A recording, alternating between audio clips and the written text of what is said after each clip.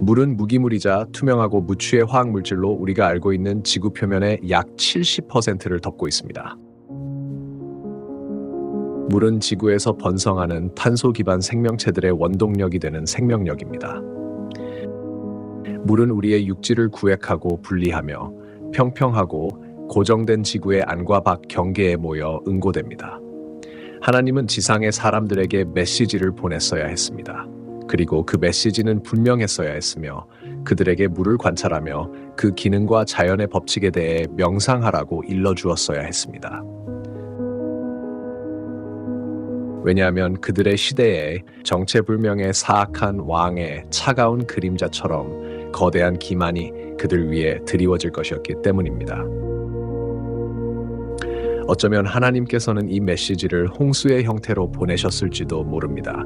그러나 그 진실은 신화로 포장되어 묻혀버렸고 그럼에도 불구하고 거짓이 퍼져나갔습니다. 고여있는 물은 휘거나 볼록해지지 않습니다. 정지해 있는 물의 자연 법칙에 따르면 물은 자신이 채우는 용기의 정확한 형태를 취하며 항상 평평한 수평을 찾아 유지합니다. 고인 물은 항상 평평하게 머무릅니다. 저는 물을 바라봅니다. 전망 좋은 곳에 앉아 있을 때도, 비행기를 타고 여행할 때도, 그리고 음료를 마시기 전에도 우리는 이 법칙을 결코 잊지 말아야 합니다. 우리 대부분은 본능적으로 물의 법칙을 이해하고 있지만 많은 이들이 여전히 매일같이 터무니없는 태양 중심 사기극에 자발적으로 동참하고 있습니다. 하지만 우리는 지구가 무한한 진공의 우주 속에서 회전하는 행성이 아니라는 사실을 알고 있습니다. 우리는 태양을 꾸준히 연구해 오면서 지구가 아닌 태양이 움직이고 있다는 사실을 깨달았습니다. 우리는 지구본을 기반으로 그려진 비논리적인 항공 경로들을 분석하면서 그 모델 자체가 잘못되었음을 결론지었습니다. 우리는 밀도의 법칙이 물체의 상승과 하강을 지배한다는 사실을 이해하며 소실점에 대해서도 연구해 왔습니다.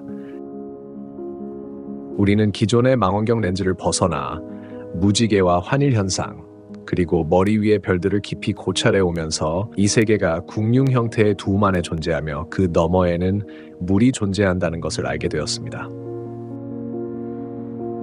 그리고 우리의 폐쇄된 지구 전체 시스템이 중심에 위치한 자기 북극에서 뿜어져 나오는 전자기, 주파수, 진동에 의해 지배된다는 것도 이해하고 있습니다. 우리는 고개를 갸웃거리며 고민해 오면서 도대체 어떻게 우리가 처음부터 이런 태양 중심의 혼란 속에 빠지게 되었는지를 의아해하게 되었습니다. 만약 궁창 너머의 물 위에 비친 별들을 충분히 오래 명상하며 그 별들을 수많은 생생한 색조와 기하학적 패턴으로 반짝이게 만드는 전자기, 주파수, 진동에 대해 곰곰이 생각해 본다면 전자기에는 더 많은 무언가가 있는 것은 아닐까? 우리가 놓쳤거나 간과한 무언가가, 전해지지 않았거나 숨겨진 무언가가 있는 것은 아닐까? 전자기력은 지구의 근본적인 힘입니다.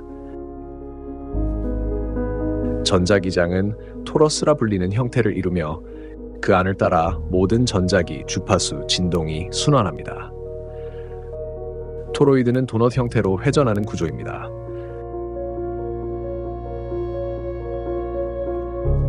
토로이드 형태의 인덕터와 변압기는 전기 에너지 생성의 핵심 장치입니다. 전자기력은 정말 다양한 방식으로 생성될 수 있습니다. 우리는 그중 몇 가지를 이미 살펴본 적이 있습니다. 자기장은 전기를 만들 수 있고 반대로 전기도 자기장을 만들 수 있다는 사실을 우리는 알고 있습니다. 이 작용은 양방향입니다. 자기와 전기는 서로 뗄 수 없는 관계입니다. 그것은 극성 간의 상호작용입니다. 전하는 서로 밀어내거나 끌어당깁니다. 자석의 극은 서로 끌어당기거나 밀어냅니다. 모든 N극에는 그에 상응하는 S극이 있습니다. 전선에 흐르는 전류는 전선 외부에 상응하는 자기장을 생성하고 자기장으로 향하거나 멀어질 때 코일에는 전류가 생성됩니다. 말굽 자석은 강력한 영구 자석인데 이는 두 개의 자기극이 가까이 위치하는 형태 때문이며 매우 강한 자기장이 생성됩니다. 말굽 자석은 전자석으로도 작동할 수 있습니다. 최초의 전자석은 1824년에 발명되었다고 우리는 들었습니다. 그리고 그것은 말굽 자석 형태였습니다. 그것의 힘은 처음부터 분명했습니다. 그것은 무게가 200g에 불과했지만 4kg의 철을 들어 올릴 수 있었습니다. 말굽 자석의 힘의 핵심은 극의 배치입니다. 여기 벡터선으로 표현된 자기장을 볼 수 있습니다. 자세히 살펴보면 자기장의 밀도가 자석의 극부근에서 더 높다는 것을 알 수 있습니다. 우리가 기억할 수 있는 한 오래전부터 우리는 미래에 대한 여러 가지 생각들을 접해왔고 상상해왔습니다. 우리 각자의 미래만이 아니라 인류, 기술, 그리고 사회 전체의 미래에 관한 것이었습니다. 헐리우드 영화의 형태라든지 우리가 아는 영화들, 액션 영화, SF물, 애니메이션 같은 영화들, 또는 문학, 음악, 그리고 우리의 전시회에서도 이들 속에서 우리는 우리의 기술이 한계까지 도달하는 모습을 보게 됩니다. 하늘을 가로지르는 비행체들, 컴퓨터가 살아 움직이며 로봇이 도와주고 홀로그래픽 스크린이 모든 공간을 채웁니다. 도시들은 계속해서 위로 성장하며 웅장한 스카이라인을 형성해 나갑니다. 어떤 이들은 순간이동을 할 수 있고 우주여행도 이제 가능하며 당연한 일로 받아들여집니다. 허구를 벗어나 우리가 어디로 향하고 있는지 일깨워주는 진지한 다큐멘터리들도 있습니다. 보통 우리가 걷고 있는 멈출 수 없는 길을 한탄하는 한 노인의 내레이션이 특징입니다. 모든 것이 아주 심각합니다. 우리는 우리의 행성을 파괴하고 있습니다. 우리가 가진 유일한 행성을요. 그리고 우리는 정치 정당들, 비정부 기구들, 그리고 신뢰받는 목소리와 과학상을 수상한 천재들까지도 비슷한 메시지를 전하는 모습을 볼 수 있습니다. 하지만 실제로 허구와 소위 사실이라고 주장되는 것들을 모두 좀 더 자세히 들여다보면 그 모든 것에는 동일한 근본 전제와 원리가 깔려 있음을 알 수 있습니다. 우리는 기술적으로 너무나 발전해서 이제 우리가 살고 있는 이 행성만으로는 더 이상 충분하지 않거나 우리의 활동을 더 이상 감당할 수 없게 되었습니다. 첨단 인공지능 시스템들, 비행선, 복제와 의료 분야의 혁신적인 돌파구들은 결국 자연계가 그 결과로 피해를 입었음을 의미합니다. 그리고 어떤 장르를 다루느냐에 따라 해결책은 다음 중 하나입니다. 하나는 인류가 그 결과로 멸망하는 것입니다.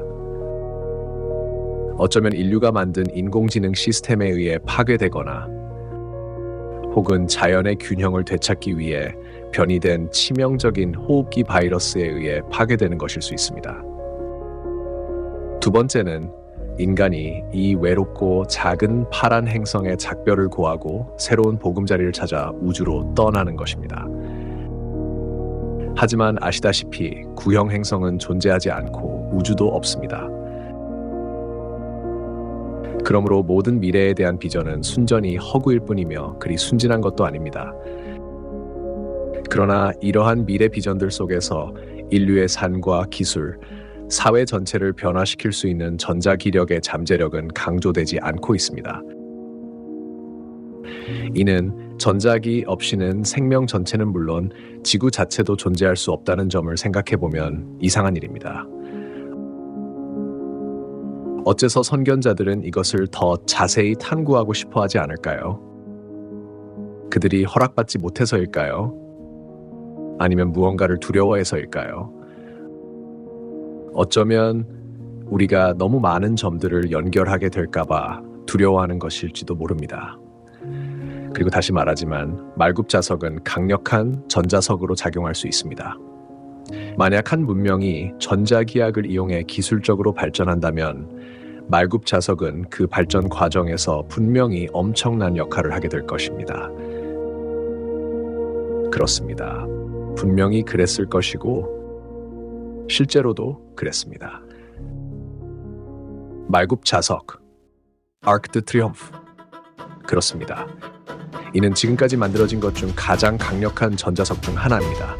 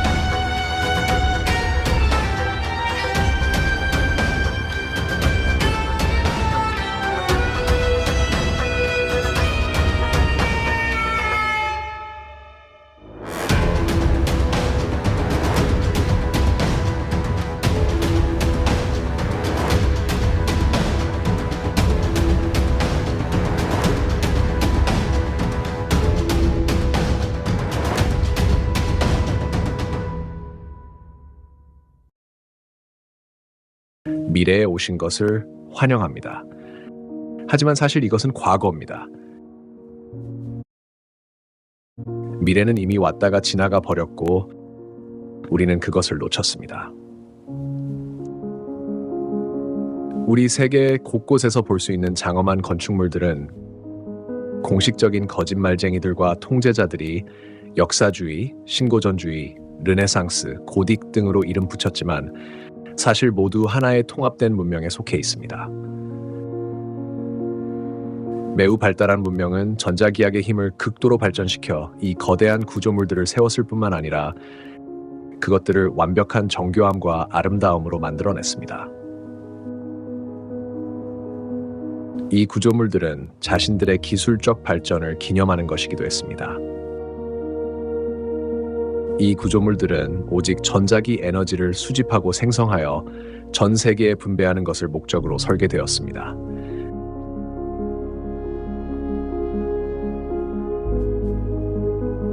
그들의 도시, 마을, 그리고 삶의 모든 방식은 자유롭고 깨끗하며 강력한 전자기 에너지를 사용하여 운영되고 유지되었습니다.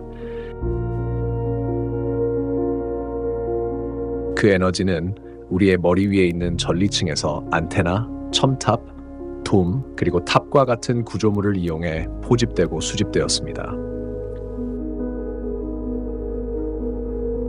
오늘날 우리가 보는 모든 불가능한 구조물들은 우리의 통제자들과 19세기 시민들에 의해 용도가 바뀌고 새로운 이름이 붙여졌습니다. 이것은 교회가 아닙니다. 이것은 이슬람 사원이 아닙니다. 이것은 성이 아닙니다. 그리고 이것은 관공서도 아닙니다.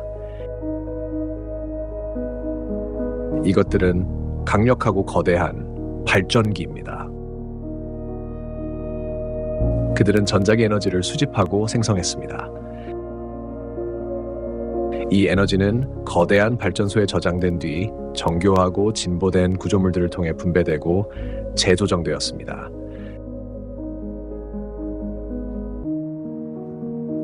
그중 하나가 바로 거대한 전자석, 즉 우리가 개선문이라고 부르게 된 구조물입니다. 그 에너지는 탑과 오벨리스크 같은 배터리와 축전기에 저장되었습니다.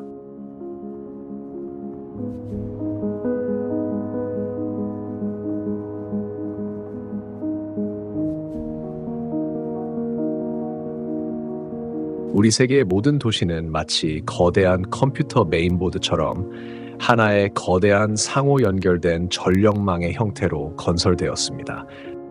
당신이 지금 무슨 생각하는지 이미 알고 있습니다. 뭐라고? 얘가 드디어 미쳤군. 평평한 지구까지는 그래도 이해해줬는데 이건 정말 너무하잖아. 알아요? 압니다. 그건 백업된 사고 프로그램이 작동하기 시작한 거예요. 하지만 당신이 지능 묻은 부츠를 벗고 자리를 뜨기 전에 그것이 어떻게 작동했는지 보여드리겠습니다. 아시다시피 우리는 평평하고 정지된 평면 위에 살고 있습니다. 그 중심에는 북극에 위치한 자성의 근원이 있고 바로 그 위에는 북극성이 경이로운 수정돔, 궁룡의 중앙이자 가장 높은 지점에 고정되어 있습니다. 궁룡 아래에는 높이에 따라 구분되는 여러 층의 대기가 존재합니다. 전리층은 지구에서 약 48km 높이에서 시작되며 여기에는 열권과 중간권이 포함됩니다. 전리층은 태양의 전자기장에 의해 이온화되는 전기적 성질을 지닌 대기층입니다. 전리층은 또한 자기권의 내부 경계를 형성하기도 합니다. 알아요. 어려운 용어나 추상적인 개념이 많다는 거요.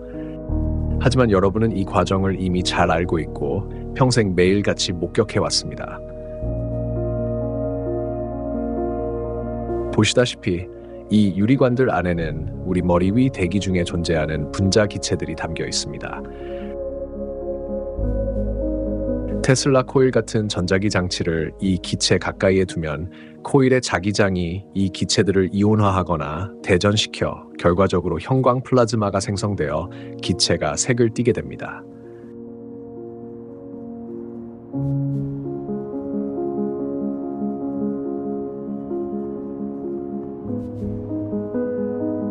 이것이 바로 우리의 하늘이 주로 파란 이유입니다. 양의 전자기적 영향이 대기를 이온화시키고 그 결과 색을 띤 플라즈마가 형성되기 때문입니다. 태양이 우리 지역에 들어오거나 나갈 때, 즉 세상의 거짓말쟁이들이 일출과 일몰이라 부르는 시간에 우리는 태양이 이온층과 멀어짐에 따라 다양한 색의 그라데이션을 보게 됩니다.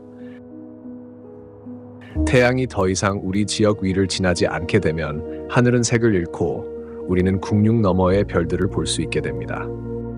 공식적인 과학자들은 전리층을 대기층의 하나로 규정하지만 실제로는 그것은 에테르적인 층입니다. 에테르는 전자기력을 전달하는 매질이자 원소로 우리 세계의 모든 것을 연결합니다. 에테르는 태양과 달이 우리 평면 위에서 동심원 운동을 할 수 있게 해주는 근본적인 바탕입니다. 에테르는 신비로운 5번째 원소로 진동 에너지를 통해 모든 것을 전자기적으로 연결합니다. 그것은 만물을 하나로 묶는 힘이자 그물망이며 모든 것의 이면에 존재하는 원동력입니다. 공기, 불, 물, 흙이라는 네 가지 다른 원소는 에테르가 있기 때문에 존재할 수 있으며 이들은 모두 에테르의 진동이 구체화된 표현입니다. 사이메틱스는 에테르의 존재를 보여주는 좋은 예입니다. 클라드니판을 통해 주파수를 전달하면 모래나 톱밥이 정확하고 복잡한 기하학적 형태를 이루게 됩니다. 주파수가 높을수록 기하학적 무늬는 더욱 복잡해집니다. 그렇다면 주파수의 진동을 전달하여 태양이 그런 형태를 취할 수 있게 하는 매개체는 무엇일까요? 바로 그것이 작용하는 에테르입니다. 그래서 우리가 사이메틱 패턴과 매우 흡사한 과일과 채소들을 볼 수 있는 것입니다. 그것이 바로 에테르의 작용입니다. 모든 물질은 에테르적이며 그 물질의 형태와 모양은 주파수와 진동에 의해 결정되는 에테르의 다양한 표현입니다. 에테르는 전자기 주파수와 진동 에너지, 그리고 물질 자체의 형태를 연결하는 다리입니다. 에테르는 하나님의 성령이라고도 부를 수 있습니다. 에테르를 둘러싼 역사적, 과학적인 담론은 의도적으로 조작된 것입니다. 적들이 진실을 드러낸 것은 오직 그것을 불신하게 만든 뒤 묻어버리기 위해서였습니다. 과거의 인물들 중 일부는 에테르에 대한 글을 남긴 바 있습니다. 아리스토텔레스라 불리는 인물은 에테르를 제5의 원소라고 칭했습니다. 전자기학의 아버지라 불리는 제임스 클러크 맥스웰은 에테르에 대해 언급했습니다. 진술하길, 이 논문의 여러 부분에서 두 물체 사이의 공간을 채우는 매질을 통해 한 물체에서 다른 물체로 전달되는 기계적 작용에 의해 전자현상을 설명하려는 시도가 이루어졌다. 빛의 파동 이론 또한 매질의 존재를 가정한다. 이제 우리는 전자기 매질의 성질이 광에너지 매질의 성질과 동일하다는 것을 보여주어야 한다. 그가 여기서 언급하는 매질은 에테르입니다. 알베르트 아인슈타인과 다른 이들은 사기적인 과학 사조를 통해 태양 중심설을 성공적으로 굳혔습니다. 하지만 아인슈타인조차도 에테르의 존재를 부정할 수는 없었습니다. 일반 상대성 이론에 따르면 공간은 물리적 성질을 지니고 있다. 그러므로 이런 의미에서 에테르가 존재한다. 일반 상대성 이론에 따르면 에테르가 없는 공간은 상상할 수 없다. 왜냐하면 그런 공간에서는 빛의 전파뿐만 아니라 공간과 시간의 기준이 되는 측정자와 시계조차 존재할 수 없기 때문이다. 따라서 물리적 의미에서의 시공간 간격 또한 성립할 수 없다. 심지어 태양 중심설에 사로잡힌 현대 과학자들조차 에테르의 존재를 부정하는 것은 터무니없다고 인정합니다. 오늘날 진공은 풍부한 물리적 매질로 인식되고 있다. 진공에 대한 일반 이론은 곧 만물의 이론, 보편적 이론이 된다. 진공을 다시 에테르라고 부르는 것이 적절할 것이다.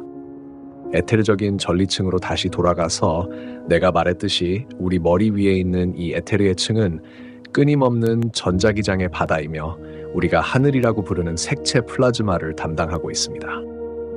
그 전자기장의 근원은 태양입니다. 그것은 이온화된 층 때문에 우리는 스프라이트 형태의 전리층 번개 현상을 목격하게 되며 이는 지상의 뇌우에도 영향을 미칩니다. 이온이란 순전하를 가진 입자, 원자 또는 분자를 말합니다. 전기란 이온들의 지속적인 흐름입니다. 우리 몸의 전해질은 이온화되어 있습니다. 모든 것은 전자기장과 에테르로 연결되어 있습니다. 우리의 고도로 발전되고 정교했던 우리 옛 조상들은 전리층과 에테르의 작용을 이해했을 뿐만 아니라 그것을 지구 전체를 움직이는 연료로 능숙하게 수확하는 방법까지 개발했습니다. 그들이 에테르를 추출할 수 있었던 정확한 과정은 의도적으로 우리에게 숨겨져 있으며 아직 알려지지 않았지만 이후 인류가 건축물로 재활용하고 재사용한 구조물의 유적들은 그것이 어떻게 작동했는지에 대한 많은 단서를 우리에게 제공합니다. 증거는 어디에나 있지만 그것을 볼 수 있는 눈을 가진 사람들에게만 보입니다. 그리고 한번 그것을 보게 되면 너무나도 명백해서 처음부터 눈치채지 못한 자신을 자책하게 될 것입니다. 이 문제는 매우 복잡해서 제대로 파악하려면 시간이 걸릴 것입니다. 그러니 지금은 이 구조물들 중 일부를 자세히 살펴보고 몇 가지 기본 개념을 소개하겠습니다. 여정을 계속하면서 우리는 모든 것을 더 자세히 탐구하게 될 것입니다. 우리는 그것들을 어디서나 봅니다. 이 모든 장엄한 건축물들 위에서 탑들과 첨탑들, 그리고 뾰족한 장식들이 마치 하늘을 찌르는 안테나처럼 솟아 있습니다. 에테르는 이 복잡한 안테나들을 통해 수확되었던 것입니다. 보시다시피 1800년대의 대리셋 이후 적들은 구세계가 공유하던 하나님에 대한 통일된 이해를 산산이 부숴버렸습니다. 하나님을 숨기고 이렇게 웅장하고 아름다운 기술적 구조물들의 존재를 정당화하기 위해 여러 종교를 만들어냈습니다. 이 말이 일부 사람들의 불편함을 줄 수도 있다는 것을 알지만 계속 함께 해주세요. 실망시키지 않겠습니다. 하지만 지금 꼭 이해해야 할 중요한 점은 이 안테나들을 장식하고 구성하는 많은 종교적 상징들은 구세계에서 서로 다른 종교들을 나타내는 표식이 아니었으며 그렇게 의도된 것도 아니었습니다. 그 상징들은 전혀 다른 무언가를 나타내는 것이었습니다. 그것들은 보통 구리와 금으로 만들어지는데 이 두 금속 모두 전기를 매우 잘 전달하는 도체입니다. 우리가 대성당이라고 부르는 많은 건축물에서 첨탑 꼭대기에 있는 대칭적인 뾰족 장식들은 전리층에서 에테르를 추출하는 데 비슷한 방식으로 작동했습니다. 에너지가 수확된 후에는 필연적으로 이 돔 구조물의 윗부분, 더 큰 공간으로 끌어내려졌을 것입니다. 이러한 돔들의 내부를 살펴보면 우리는 돔들이 대칭적인 장식에 크게 의존하고 있다는 것을 알게 됩니다. 이러한 대칭적인 장식은 석조의 파인 홈이나 빈 공간을 통해 구현됩니다. 전자기학의 세계에서 공동 공진기라는 장치는 대칭 구조를 통해 에너지 입자의 진동이나 파동을 만들어냅니다. 대칭적인 형태는 에너지 입자나 이온이 일정하게 진동하도록 만듭니다. 그래서 많은 돔 구조물의 천장에 완벽하게 대칭적인 장식이 보이는 것일까요? 분명 터무니없게 들릴 수 있지만 이러한 구조물들 대부분에는 더 작은 형태의 공동 공진기도 포함되어 있습니다. 보다 정확하게는 공동 마그네트론이라 불리며 이러한 구조물의 실제 기능에 대해 어느 정도 명확성을 제공합니다. 공동 마그네트론은 고출력 진공관으로 이온과 자기장의 상호작용을 통해 마이크로파를 생성하며 이는 공동 공진기 내부에서 이루어집니다.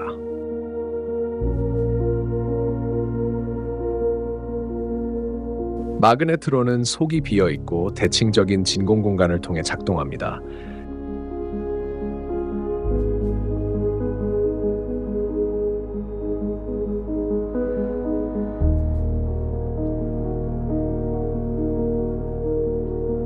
그것은 강력한 마이크로파를 방출하며 이는 자유에너지의 원천이 될 수 있습니다. 만약 대칭이 깨지거나 진공이 차단되면 그것은 더 이상 기능하지 않습니다.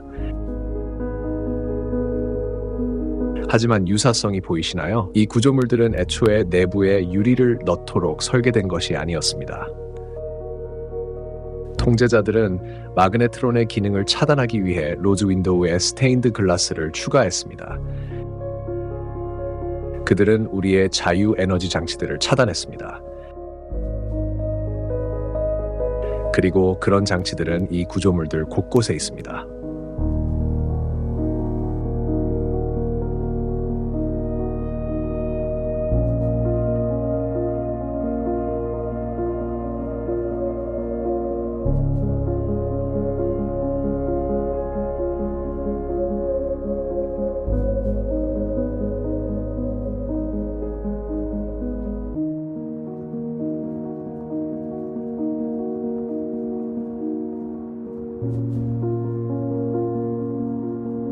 흥미롭게도 이 구조물의 전체적인 구조적 기하학을 살펴보면 그것들이 전체적으로 에너지를 생성하는 공동 마그네트론처럼 작동했다는 것이 매우 분명해집니다.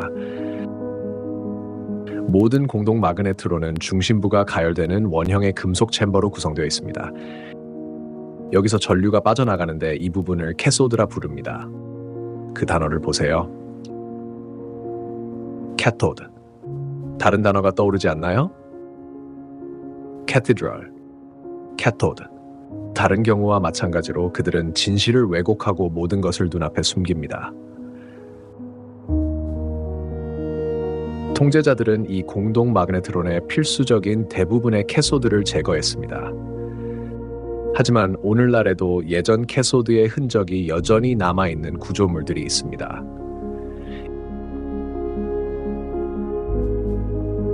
이 구조물들이 대칭성과 공동에 크게 의존하는 것은 우연이 아닙니다. 대칭적인 장식은 유사한 방식으로 작동하여 에너지 입자들이 일정하게 진동하도록 만들었을 것입니다.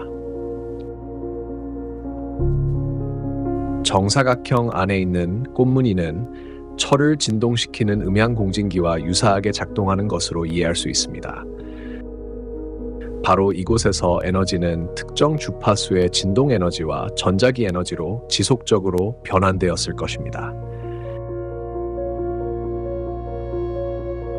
이 장엄한 음향공진기들을 정말 잘 살펴보세요. 오늘날 당신이 직접 손으로, 그것도 저런 높이에 이런 것들을 만들 수 있겠는가?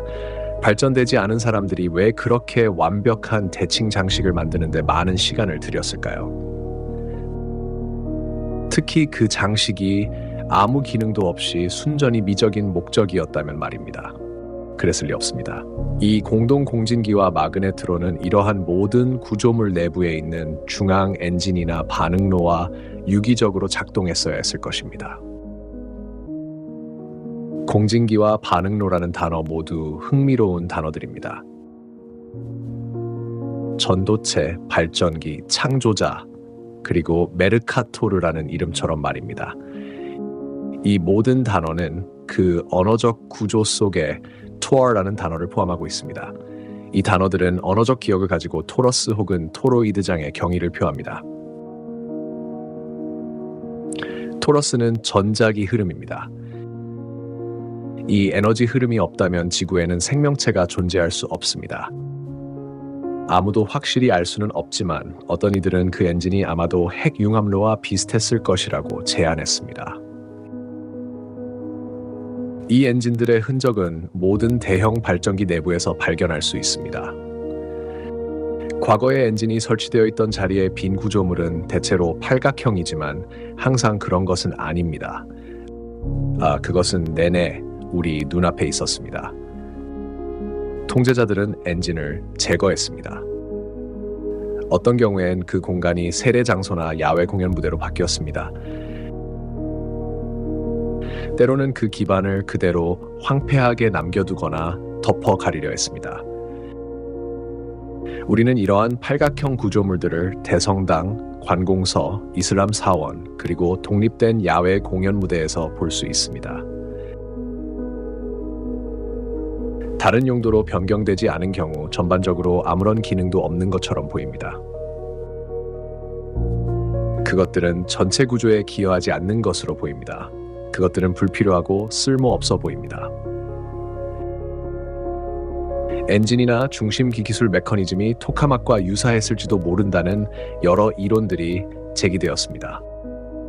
그리고 저는 이 생각에 동의하지 않지만 우리의 여정을 따라가다 보면 그 이유가 분명해질 것입니다. 지금은 설명을 위해 그것을 예시로 사용하겠습니다. 토카막은 자기장을 이용해 토러스 형태의 플라즈마를 생성하는 강력한 장치입니다. 우리가 보는 현대의 토카막은 열핵 융합 발전에 사용됩니다. 토카막의 토로이드 자기장은 에테르에서 진동하는 이온들과 결합하여 플라즈마라고 불리는 매우 높은 전도성의 전자기 가스장을 생성했을 것입니다. 우리의 태양이나 전리층처럼요. 만약 구세계 사람들이 토카막과 유사한 기능을 가진 어떤 것을 사용했다면, 그렇다면 결과적으로 풍부하고 강력하며 깨끗한 자유전자기 에너지가 생성되었을 것입니다. 그 에너지는 도시 전체와 지구 전체에 동력을 공급할 수 있었을 것입니다. 이것들은 결코 교회, 대성당, 성, 의회 건물들이 아니었습니다. 그것들은 모두 거대한 엔진 발전기였습니다.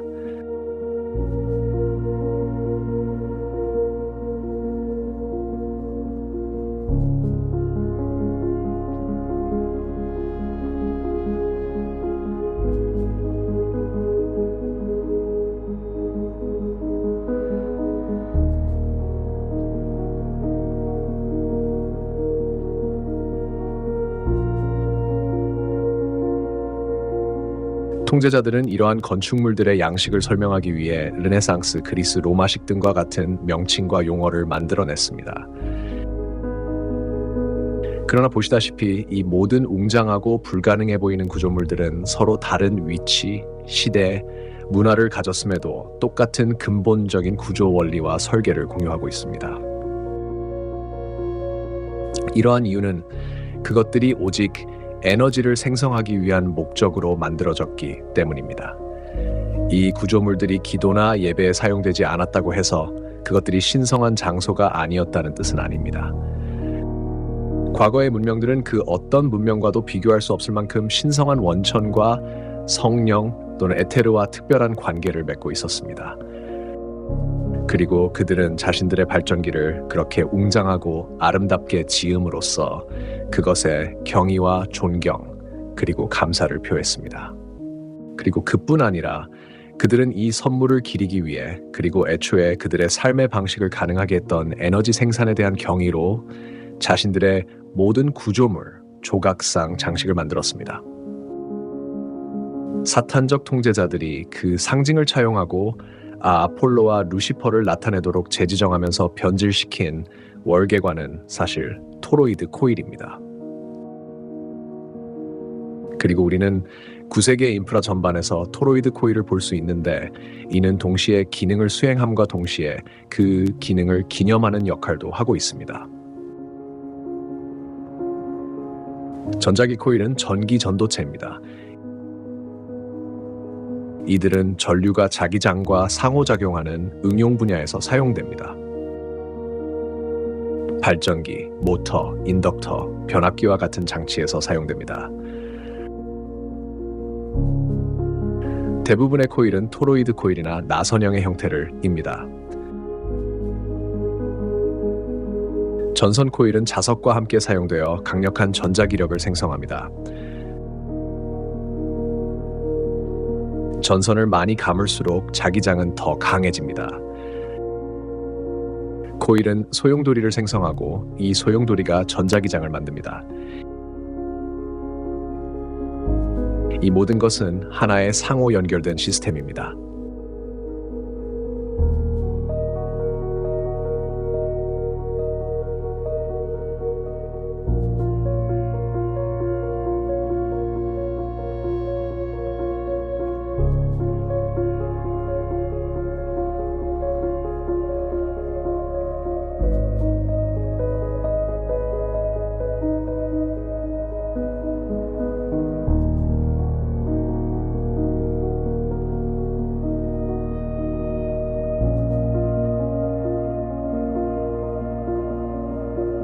그리고 우리는 그것을 어디에서나 볼 수 있습니다. 이것이 바로 기둥과 원형홀이 사용된 목적입니다. 전자기력을 생성하고 전류를 고리 형태로 흐르게 했던 강력한 코일이었던 것입니다. 토러스 구조는 우리 영역 전역에 있는 거의 모든 기둥의 밑부분에서 발견됩니다. 그것은 어디에나 있습니다. 전선 속을 흐르는 전류의 움직임과 동시에 생성되는 자기장을 보세요. 이것은 기둥의 형태와 정확히 같습니다. 그리고 우리는 이러한 거대하고 정교하게 만들어진 모든 기둥들에서 이것이 나타나는 것을 볼 수 있습니다. 이것이 많은 기둥의 꼭대기에서 자기장이 표현되는 이유입니다. 이는 자기장 안에서 이온들의 움직임이며 토로이드와 토로이드 소용돌이의 움직임이기도 합니다.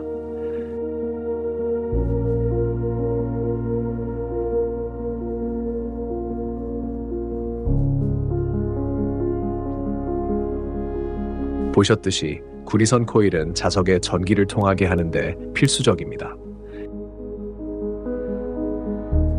그리고 당신이 무슨 말을 하고 싶은지 압니다.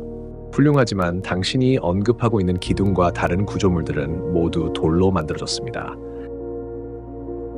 하지만 보시다시피 이 모든 불가능해 보이는 구조물들은 돌과 금속이 혼합되어 만들어진 것입니다. 그들은 건축에 철근을 사용했습니다. 철은 자성입니다.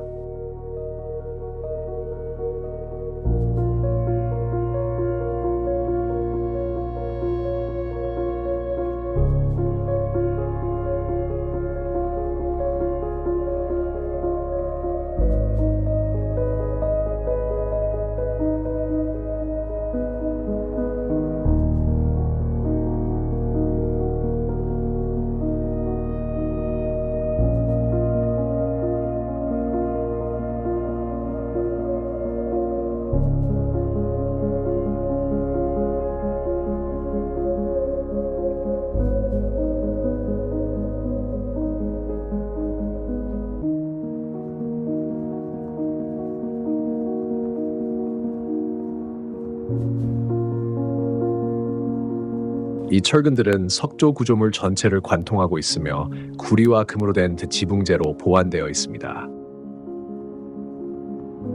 구리와 금은 전기를 매우 잘 전달하는 강력한 도체입니다. 우리는 종종 전체 조각상 아치, 돔 그리고 지붕이 독특한 청동색 구리로 만들어진 것을 발견합니다. 게다가 석회암과 화강암, 배군암은 결정 실리콘이나 석영과 혼합되어 있으며 석영은 강한 전기적 잠재력을 가지고 있습니다. 우리가 도처에서 볼 수 있는 열주와 아치들은 전체 전자기 인프라의 필수적인 구성 요소였으며 동시에 전자기 에너지의 흐름을 반영하는 기하학적 형태로도 건축되었습니다. 예를 들어 루프 코일, 말구평 자기장, 그리고 토로이드 소용돌이와 같은 형태입니다. 구세계에 지어진 다른 모든 것들과 마찬가지로 그것들은 실용적이면서도 그 기능의 경의를 표하는 방식으로 정교하게 만들어졌습니다. 많은 양의 에테르 에너지가 붉은 벽돌과 콘크리트로 지어진 구조물에 저장되었습니다. 붉은 벽돌과 콘크리트는 전기를 매우 잘 전달하는 도체입니다. 그것들은 거대한 축전기나 배터리처럼 작동했습니다. 새로운 연구에 따르면 빨간 벽돌은 에너지 저장 장치로 변환될 수 있으며 배터리처럼 전기를 저장하도록 충전될 수 있습니다. 그리고 장치를 구동하는 데 필요할 때까지 에너지를 저장할 수 있습니다. 붉은 벽돌에 내재된 이러한 배터리와 같은 기능의 핵심은 산화철입니다. 붉은 벽돌의 개발과 활용은 매우 중요하며 우리는 우리의 여정이 한참 진행된 뒤에 이 주제로 다시 돌아올 것입니다. 매우 큰 붉은 벽돌 발전소들과 배터리들은 흰색 줄무늬로 구분되어 식별할 수 있었습니다. 이는 런던의 세인트 팬크라스 철도역이나 다른 유명한 구조물들에서도 볼 수 있습니다.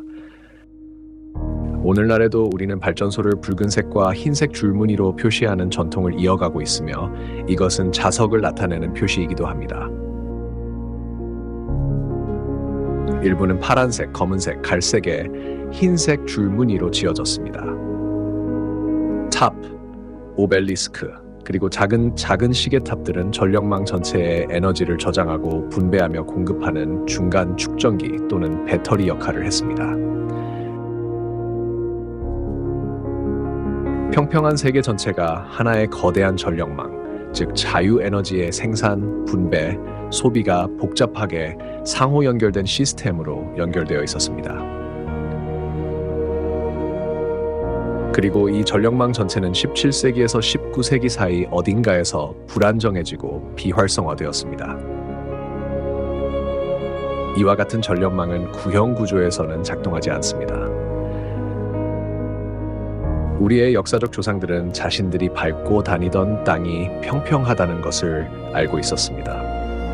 이러한 미래적인 기술 발전은 자신들이 어떤 종류의 지구에 살고 있는지 정확히 알고 있었던 문명의 결과입니다. 그들은 우리와 같은 사탄적 기만과 학대에 노출되어 있지 않았습니다. 그들은 자신들이 우주의 진공 속을 회전하는 외로운 구형 암석 위에 존재한다고 믿으며 자라지 않았습니다. 지구의 진정한 에테르적 전자기적 특성은 그들에게 숨겨지지 않았습니다.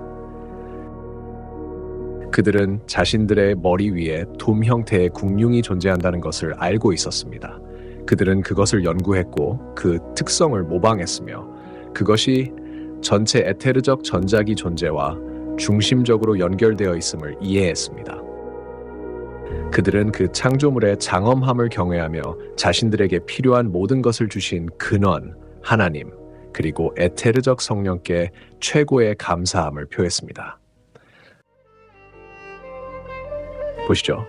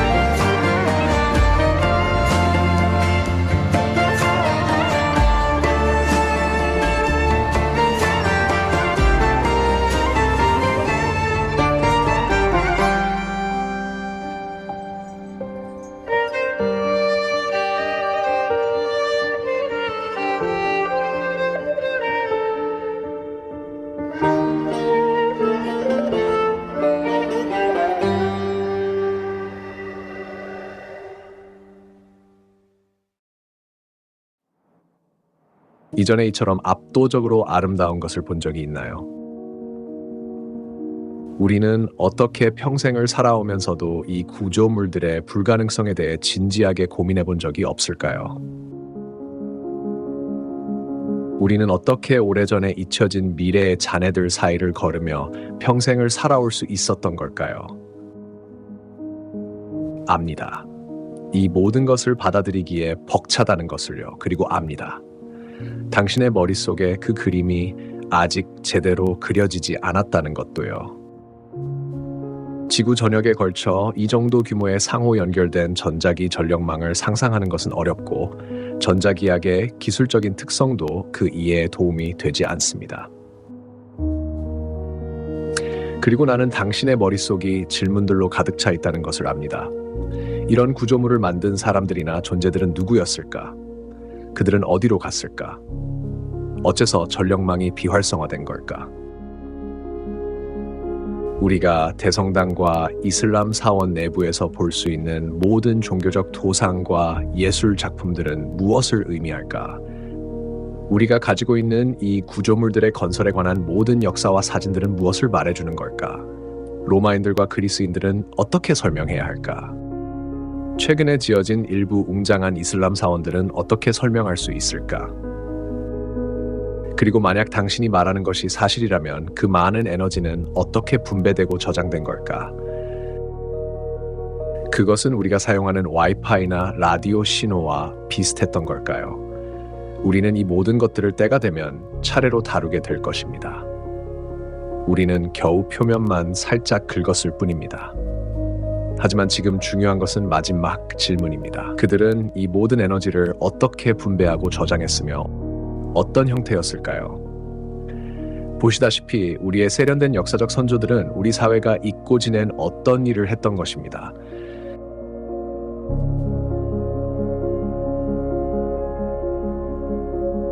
그들은 물을 관찰했고 아주 면밀히 지켜보았습니다. 바로 이 지구에서 그리고 저 위 국륙 너머까지도. 따라오세요. 보여드리겠습니다.